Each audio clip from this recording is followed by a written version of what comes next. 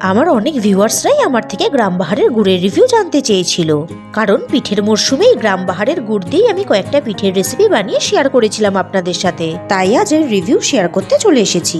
আমি গ্রামবাহার থেকে একটি নলেন গুড় ও একটি পাটালি গুড়ের কম্বো অর্ডার করেছিলাম। দেখুন বন্ধুরা, দুটো গুড়ই কিন্তু খুব সুন্দর প্যাকিং করে এসেছে, একদম লিক করেনি।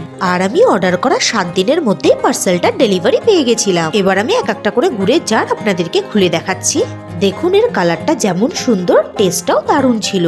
দেখুন বন্ধুরা, এখন আমি এই ঝোলা গুড়ের জারটাও আপনাদেরকে খুলে দেখাচ্ছি। দেখুন এর কালারটা যেমন ডার্ক, তেমনি এর থিকনেসটাও সত্যি খুব ভালো। আর জারটা খোলার সাথে সাথেই একটা সুন্দর গন্ধ আমার নাকে এলো। সত্যি অনেক বছর বাদে সেই আসল গুড়ের গন্ধ আবার পেলাম। স্বাদে ও ঘ্রাণে দুটো গুড় এক কথা দারুণ ছিল।